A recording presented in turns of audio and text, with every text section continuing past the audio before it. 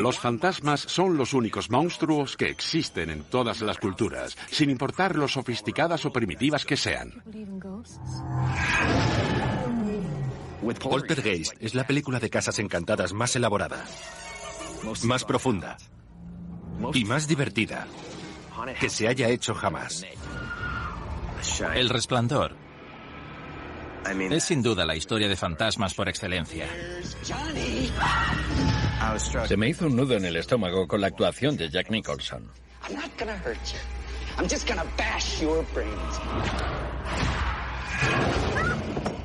El Sexto Sentido es una obra maestra que cuenta una historia de fantasmas de una forma nunca vista. Puede ver fantasmas y espíritus. Muertos que se pasean como si nada. Insidious aporta al género humanidad. Casi ninguna otra película de miedo que hayamos visto lo consigue. La Señal tiene escenas tan perturbadoras que me costó varios días conciliar el sueño después de verla. Las historias de fantasmas tratan sobre cómo el pasado empaña el presente. Nos hacen preguntarnos si hay algo más, si iremos a una especie de limbo, al cielo o al infierno.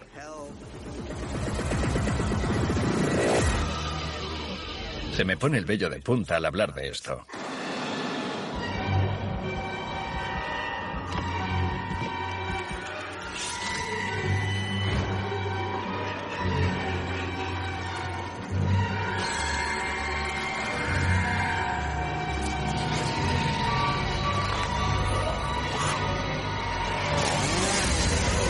La historia del terror. Historias de fantasmas.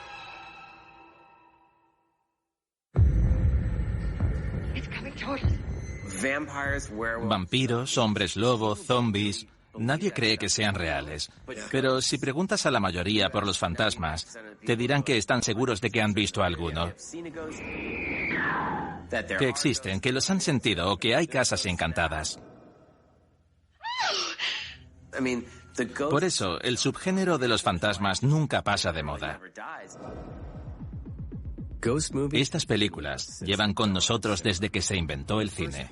La primera película de miedo, La Mansión del Diablo, de 1896, era de fantasmas. Pero hasta la década de los 80 apenas se veían espíritus en pantalla. Y si los había, no eran muy convincentes. Todo eso cambió con Poltergeist. Poltergeist fue de las primeras pelis de miedo que vi de pequeña. Me aterrorizó en su momento.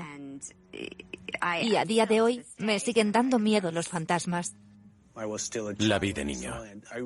Me conmovió la historia, la magia detrás de la incertidumbre, el más allá y los espíritus. Poltergeist es una peli sobre una casa encantada de las afueras, el lugar menos terrorífico del mundo. Es una familia que vive en una casa del Valle de San Fernando plagada de espíritus, porque se construyó sobre un cementerio que ahora se está rebelando contra ellos.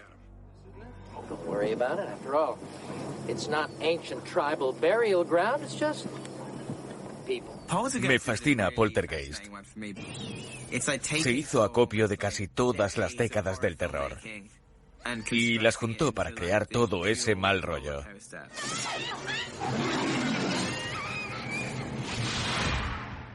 El director de La Masacre de Texas, Tobe Hooper, y Steven Spielberg, director de Tiburón o En busca del arca perdida, provocaron mi peor recuerdo de la infancia, esa película. Steven siempre aporta entusiasmo y energía al proyecto. Toby aporta la lógica y el aspecto final de la película. Lo que les ocurre es Toby en estado puro, pero la familia no puede ser más del estilo Spielberg. Lo importante era que la familia fuera dinámica, que hubiera coherencia y que todo fuera fácil de digerir hasta que la cosa se puso seria. Es una película que retrata la inmensa culpabilidad y la vergüenza que sentimos por dejar a nuestros hijos delante de una tele que nos hace las veces de canguro. Sabemos que no está bien y aún así lo permitimos. La escena en la que la niña está sentada delante de la tele y sale una mano para asustarla es una metáfora clara de que es posible que estemos sacrificando a nuestros hijos delante de la caja tonta. Creo que lo predijeron Steven y sus colaboradores. En Poltergeist es verdad. La televisión nos atrapa.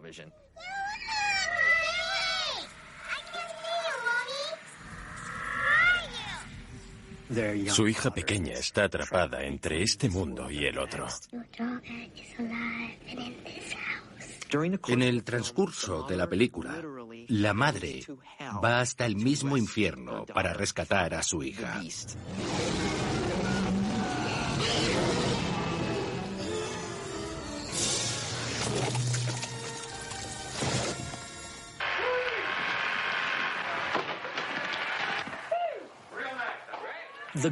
La suerte con la que contó Poltergeist fue que los directores tenían un buen presupuesto para plasmar su imaginación en pantalla.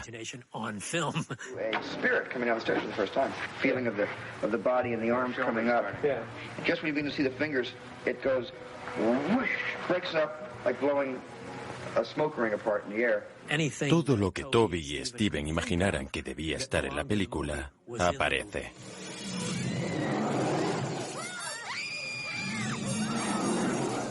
Y no hay imágenes por ordenador.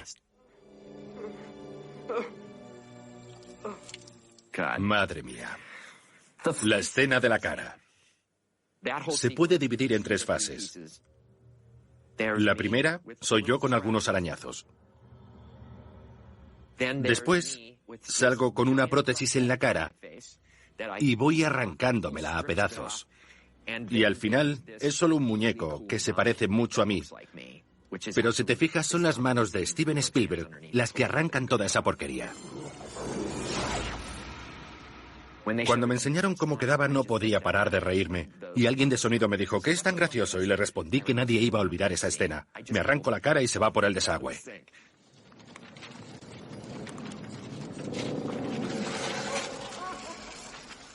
Hay muchísimos efectos. Ópticos, sets con perspectiva forzada, un contrazoom. Cuando Joe Beth Williams va corriendo por el pasillo y otros efectos increíbles y prácticos. Ah, sí. El dichoso árbol. Steven tenía un recuerdo de cuando era pequeño, de un árbol fuera de su habitación, que le aterrorizaba. Por eso el árbol tenía que salir. Estaba hecho de goma, pero alguien le había puesto como nudos, o no sé, espinas. Por supuesto, cuando tuve que subirme a él, me arañé entero, con la lluvia y las máquinas de viento, los rayos y todas las cosas que se desprendían. Menuda locura. Que ese árbol cobrara vida, para mí fue muy intenso. Siempre que era de noche y me asomaba a la ventana, no podía dejar de imaginármelo fuera. El tema del árbol todavía me irrita. Fue lo peor que llevé de toda la película. Eso y la piscina.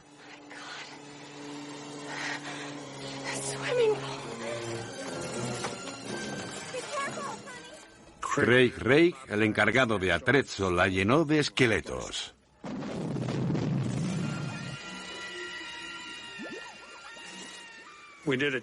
Hicimos una toma y le dije, no hace falta que huelan así, porque olían mucho. Y me dijo que eran de verdad. Ahora es casi un chiste. Si se construye una casa encima de un cementerio indio, sabes que va a estar encantada. En Poltergeist, la mejor frase de la película sale al final, cuando Craig T. Nelson agarra a James Karen de los hombros y le dice: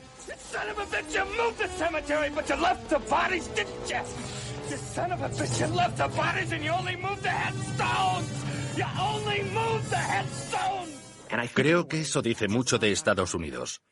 Movimos las lápidas, pero seguimos teniendo los cuerpos. El recuerdo de Poltergeist reside en la saga Insidious, en la que se nos muestra un más allá plagado de almas sin descanso, algunas amistosas, otras mortales.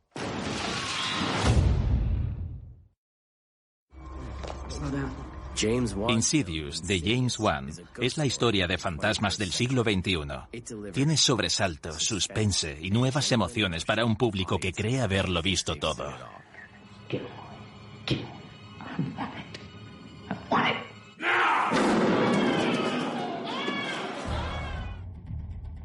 Da gusto tocar un tema así. Esa paz doméstica que supuestamente se respira en las afueras. Es divertido entrar y perturbar la paz doméstica de esa familia.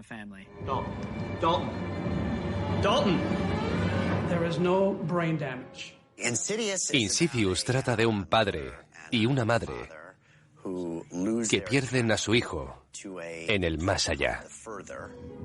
What does that mean? The further is a world far beyond our own, is a dark realm filled with the tortured souls of the dead. A place not meant for the living. Y todos esos fantasmas que frecuentan la casa de esta familia intentan entrar en el cuerpo de su hijo, un recipiente vacío. Por lo que harán todo lo que esté a su alcance para recuperar a su hijo. Trata sobre lo que harían unos padres al perder a su hijo o si éste enfermara.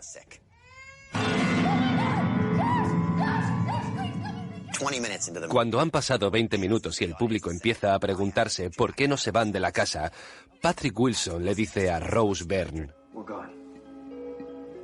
y se mudan. Pero lo paranormal los sigue a la nueva casa. It's not the house that's haunted. It's your son.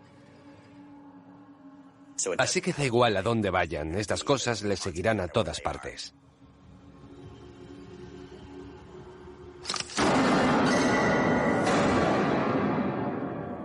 Contactan con mi personaje Elise Rainier, que es una conocida cazafantasmas, por así decirlo. Creo que Elise es única en el sentido de que no es la típica heroína.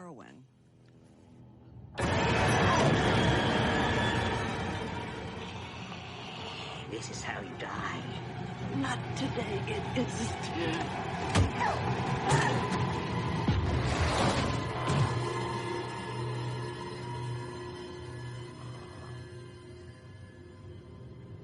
Come on, bitch. Intenté encontrar una zona de empatía y receptividad. Elise es muy sensible, es sensible a estas energías. We had some help. Who? Someone else is here with us. Mom. Está en consonancia. Es una capacidad común. No creo que solo la tengan unos pocos.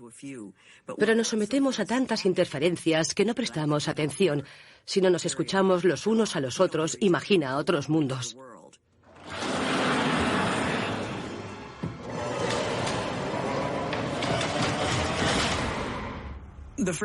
La música de la primera Insidious fue estupenda, porque en general se grabó de una manera muy pura y natural.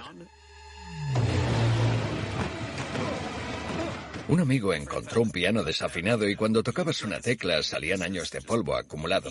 Lo habían abandonado en el callejón detrás de su estudio hacía ya bastante tiempo, así que lo rescataron y me lo dejaron para grabar. Fue fundamental para el sonido de esa película. Nos alegramos mucho cuando Insidious tuvo tanto éxito y la gente la acogió también.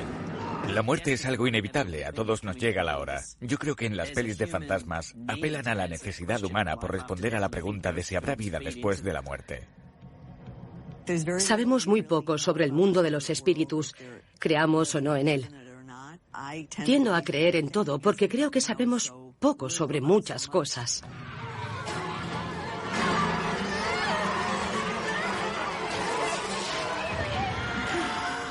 La saga Insidious y Poltergeist nos mostraron a familias normales unidas por un amor tan fuerte que son capaces de sobrevivir a un ataque sobrenatural. Pero uno de los mejores directores de todos los tiempos nos enseñó una imagen mucho más oscura de la paternidad y del más allá.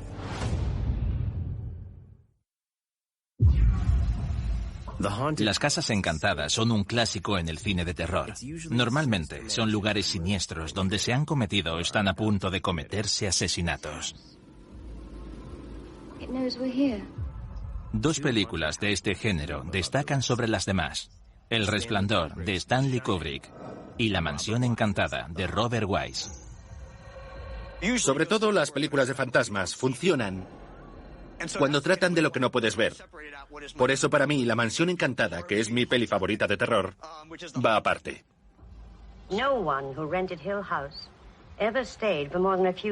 Es la mejor película de terror del mundo.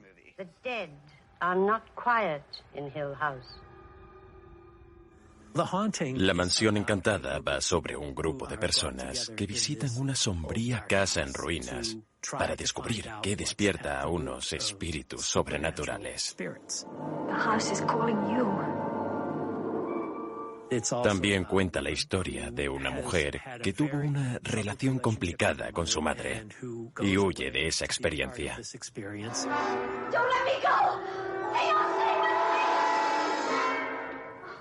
La Mansión Encantada es tan buena porque no vemos nada.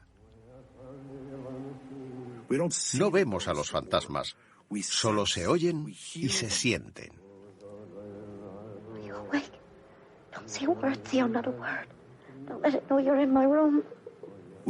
Nuestra mente tiene libertad absoluta para recorrer la casa. Da tanto miedo gracias a que Wise se centra en los rostros de los personajes, porque es lo que te hace saber cómo se sienten, no los fantasmas. La primera película que me dio miedo hasta el punto de casi no poder mirar fue La Mansión Encantada. Tenía unos 11 años y nunca había visto nada parecido a Cuando llaman a la puerta. La puerta, como se dilata. Luego ella sube por unas escaleras en espiral muy poco estables. Y cuando se abre la puerta y sale la mujer del profesor, hace como...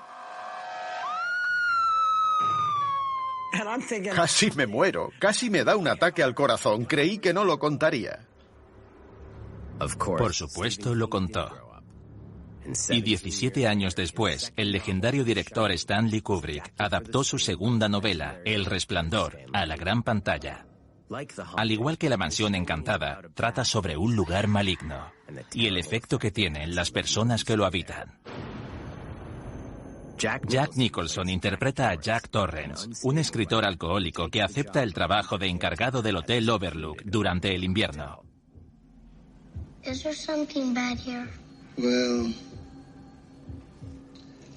you know, Doc, when something happens, it can leave a trace of itself behind. Things that people who shine can see.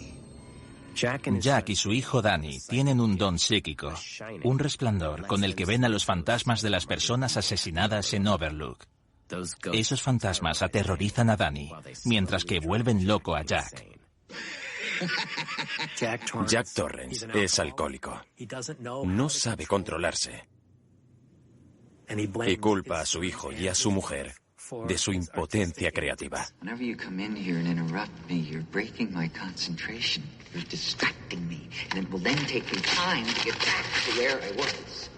Ese hotel tiene algo que ansía que las personas que allí se hospedan se asesinen entre ellas. Come play with us, Daddy. Forever and ever and ever. El Resplandor cuenta con escenas emblemáticas típicas de uno de los mejores directores de la historia. Pero Kubrick hizo algunos cambios a la historia que no fueron del agrado de King, su autor. La disfruté igual que disfrutas un Cadillac bien restaurado sin motor.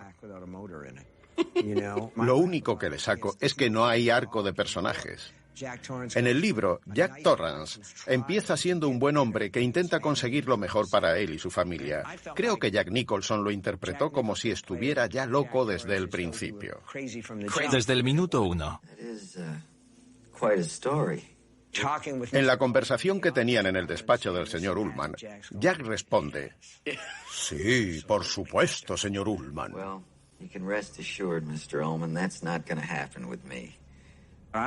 También creo que Kubrick cogió una novela potente, de terror y de suspense, y la convirtió en una peli de culto. Kubrick quería hacer lo contrario a una película de terror. Quería ir a contracorriente de los temas recurrentes del género. ¿Crees que sabes cómo se hace una peli de miedo? Te voy a enseñar cómo la hago yo. Algo que juega a la contra de la convención en El Resplandor es la claridad de la luz. Y siempre con planos amplios, porque no hace el clásico terror de gente que sale de la nada y te apuñala y cosas así. Es más psicológico. Por eso funciona en su obra. Da más mal rollo. Gran parte de la película depende de la perspectiva de los diferentes personajes. Para Danny ocurre una cosa, para el personaje de Jack Nicholson es una amenaza invisible que se apodera de él. Y para Shelley Duvall, que le dan miedo las historias de fantasmas, todo toma una forma horripilante. Todo es subjetivo, lo que hace que dé aún más miedo. La familia es un gran apoyo para contar historias de terror, porque es algo íntimo. La tenemos muy cerca y puede ser peligrosa si tu familia no es la correcta. El Hotel Overlook y esta familia traumatizada hacen muy buena pareja. Es el lugar perfecto para que todo se desmorone. Suele ser el caso en las películas de fantasmas y casas encantadas. Las personas con traumas van allí por un motivo u otro y la casa lo recibe con gusto. Son personas predispuestas a verse afectadas por la tácita oscuridad. El niño de El Resplandor veía los espíritus malvados de los muertos. 2 décadas después, El Sexto Sentido cuenta la historia de otro niño atormentado. Esta vez por fantasmas que buscan ayuda desesperadamente.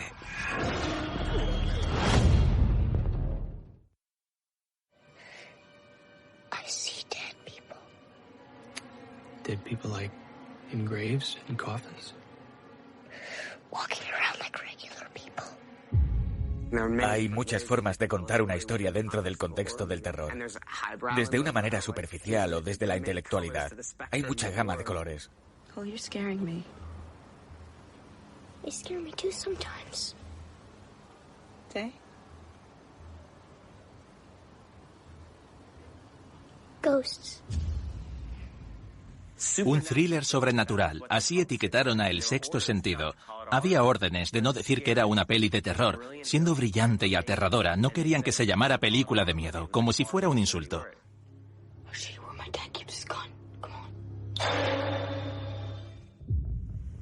Cole Sear es un chico de 8 años que vive en Filadelfia con su madre soltera. Hay problemas y asuntos que le perturban, y se topa con un psicólogo infantil. Think about what you want to get out of our time together. What our goals should be. Instead of something I want, can it be something I don't want? Y él intenta tratar a Cole, intenta ayudarle, y acaba descubriendo que Cole ve fantasmas y espíritus que se pasean como si nada, y que incluso van a su casa. Mama? No. Dinner is not ready. Lo mejor es que cuando alguien como Night Shyamalan hace algo como El Sexto Sentido, tiene la seguridad de pararlo todo y hacerlo íntimo, centrarse en las actuaciones y que compre rápidamente la premisa. El Sexto Sentido es conmovedora. El propósito de todos los fantasmas era resolver sus asuntos humanos, lo que da más miedo que un simple espíritu. También tenía grandes actores. Bruce Willis estaba increíble, diferente a lo que nos tenía acostumbrados.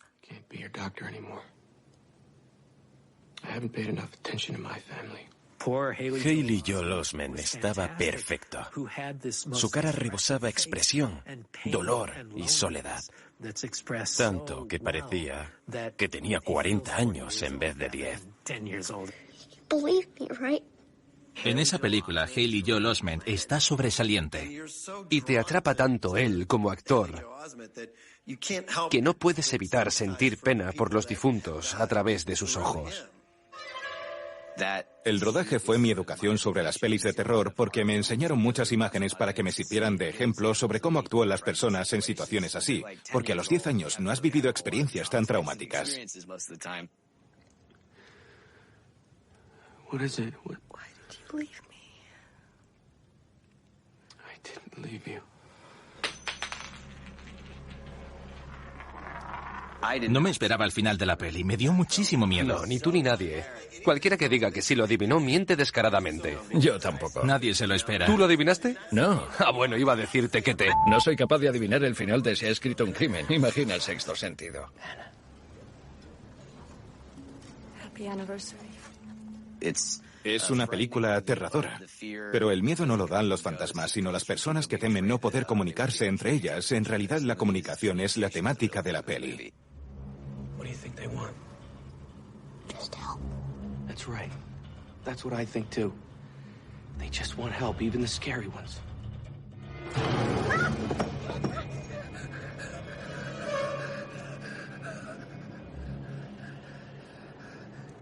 Lo que al final libera a Cole de su situación es darse cuenta de que debe ser un puente entre los que quieren comunicarse con los vivos. Y aunque Night nos pega algunos sustos y crea unas circunstancias que nos dan verdadero pavor, creo que la peli no envejece porque todos nos podemos identificar con ese deseo de decir cosas que nunca pudimos a nuestros seres queridos.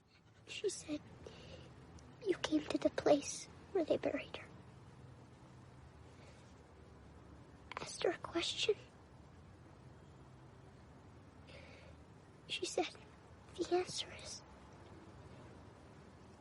every day. La temática de fantasmas que necesitan a los vivos para solucionar sus asuntos no comenzó en El sexto sentido. Las mejores historias de todas las épocas tratan sobre asesinatos que los muertos quieren que resolvamos.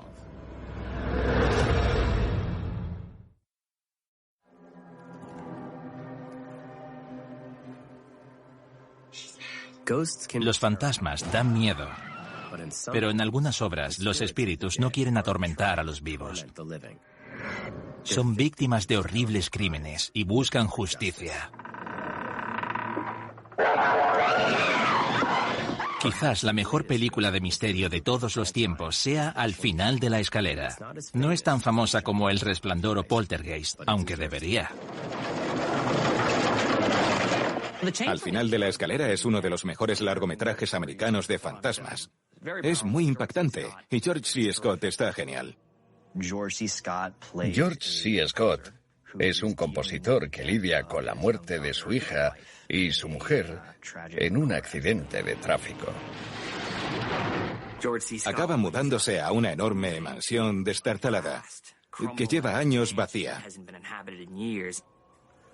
Intenta deshacerse de los recuerdos de su hija. Y durante su estancia, nota que algo intenta comunicarse con él. Al principio son cosas sutiles, como una tecla del piano que suena sola. Pero luego pasan a ser unos estruendosos golpes.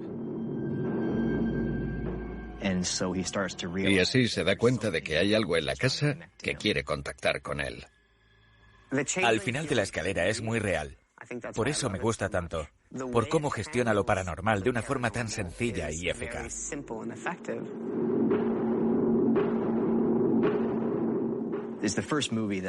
Fue la primera película que hizo que una simple pelota diera auténtico miedo.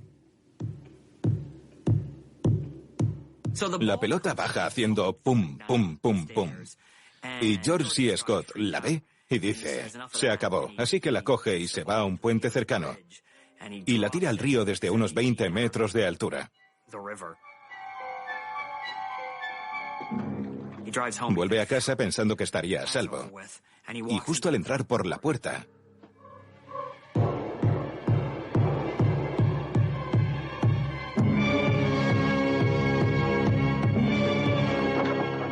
se me pone la piel de gallina. Me encanta. Es el fantasma de un niño que fue asesinado en la casa. George C. Scott entiende que el espectro de este niño tiene algo que decirle. Le da miedo y le aterra pensar qué va a hacerle. Pero también le da curiosidad y quiere ayudarle por su propia pérdida. La tristeza más profunda y el terror se dan de la mano. Cuando pierdes a un hijo, es algo tan intenso y doloroso que o bien hace que te cierres por completo o que te abras a otras experiencias. What is it doing? Why is it trying to reach me? John. Is it because of my daughter? I can't go through all this again. Muchas películas de fantasmas tratan del sentimiento de la pérdida. Intentan darle sentido a la muerte de los seres queridos y su significado. ¿Qué pasará cuando ya no estemos? Si nos viéramos forzados a quedarnos en este plano, desde el más allá, será porque tenemos asuntos sin resolver. En el final de la escalera fue la primera vez que me expuse a la idea de que los fantasmas no quieren a los vivos como en El Resplandor, sino que buscan ayuda. Necesitan a alguien del plano de los mortales que les ayude.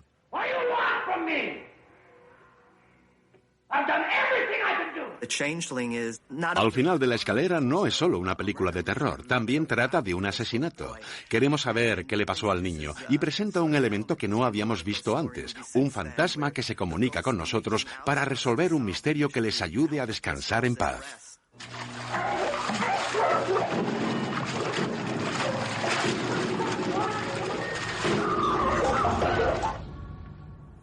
Es algo recurrente en las películas de Guillermo del Toro.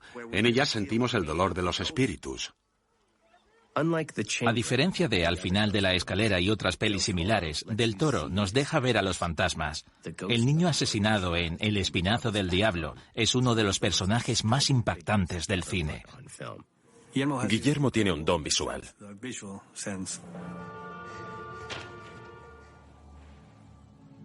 Santi es un fantasma, con los ojos vidriosos y una brecha en la frente.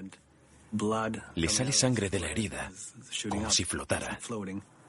El agua fluye según las condiciones en las que murió.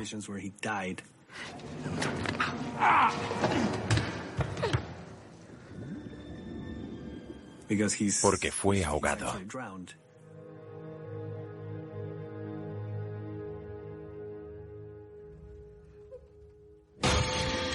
Pero la mayor película de fantasmas de Del Toro es La Cumbre Escarlata, de 2015.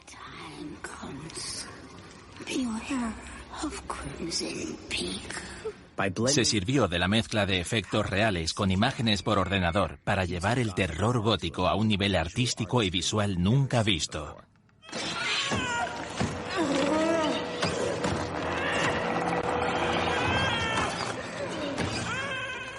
La Cumbre Escarlata fue mi quinta o sexta película con Guillermo del Toro.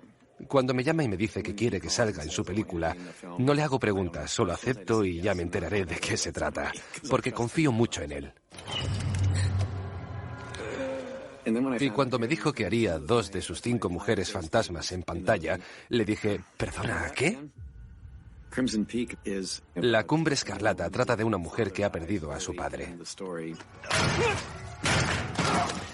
Edith conoce a un caballero que le ofrece una vida mejor si se muda con él a Inglaterra. Y con ella se van su dote y su herencia.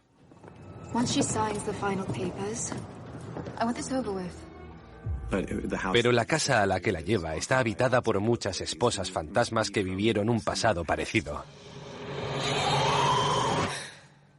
Porque no es la primera vez. Lo que más me gusta de La Cumbre Escarlata es que los espíritus no pretenden dar miedo. Puede que su aspecto sea algo desagradable a simple vista, pero están ahí para avisar y ayudar a esta chiquilla de que no se convierta en una de ellas.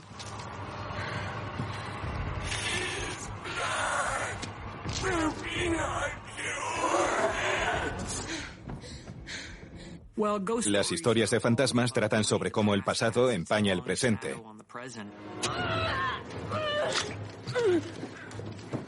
Faulkner dijo, el pasado no ha muerto, ni siquiera ha pasado. El derramamiento de sangre del pasado se abre paso hasta el presente. Los fantasmas de la Cumbre Escarlata fueron víctimas de un asesinato a sangre fría. Al igual que ocurrió en La Señal, solo que este no quiere ayudarte. Es una asesina en serie que sale de su tumba. Have you heard about this videotape that kills you when you watch it? What kind of tape? A tape. A regular tape.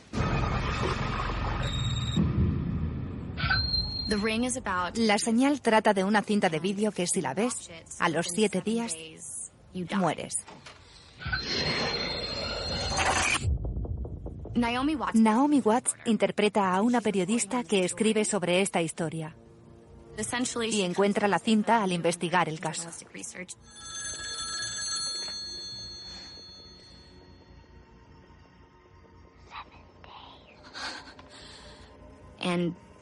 Se la lleva a casa y su hijo la ve.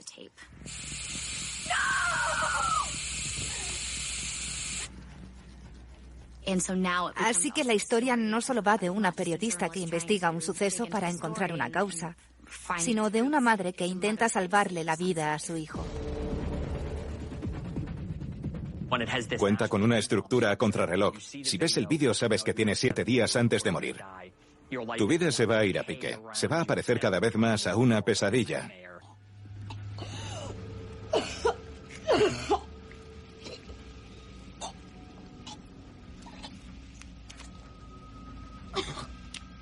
Y no hay nada que puedas hacer para evitarlo. Y a medida que el personaje de Naomi Watts recaba información, vemos que lo que nos debería preocupar es una niña. Es la que te perseguirá y al final vendrá a por ti.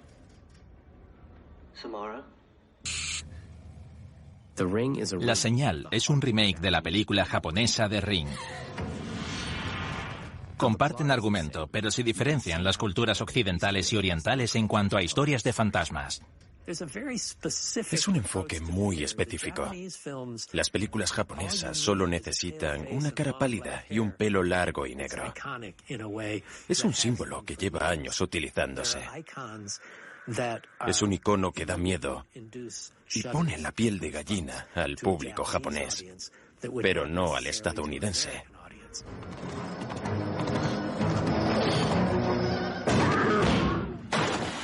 La Señal americana se hizo con $240 millones, dando pie a una oleada de remakes de películas japonesas.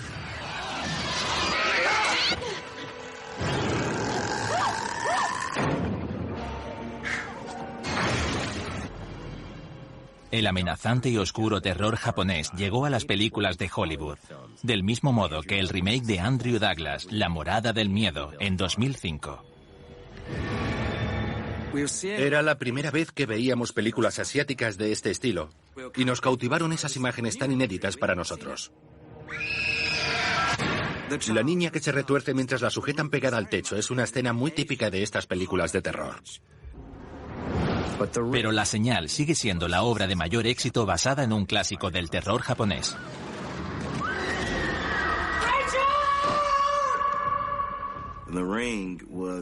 La Señal tiene escenas tan perturbadoras que me costó varios días conciliar el sueño después de verla.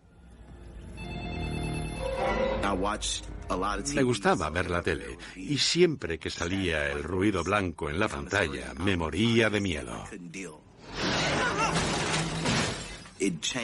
Esas imágenes han supuesto un antes y un después. Yo creo que hasta el día de hoy me seguirán acogiendo. Apela al miedo de nuestra propia mortalidad, de que nos den un diagnóstico que diga que nos queda X tiempo, y a no poder echar el freno y pedir quedarnos un poco más. Los fantasmas son diferentes según las culturas y las religiones. Algunos son benevolentes y otros malvados. Pero siempre existe esa lucha. Porque cuando alguien se muere, ¿a dónde va? Tengo una amiga que dice que la gente no se muere, que se van de vacaciones. Y si le preguntas, ¿dónde está Larry? Te dirá que en Río de Janeiro, tomando el sol, porque un día están aquí y al día siguiente no. Por eso tenemos ceremonias, funerales y rituales, para ayudarnos a lidiar con ese dolor. Y parte de ese dolor se basa en no saber a dónde van. El cine también ayuda, es terapéutico, habla sobre ese destino.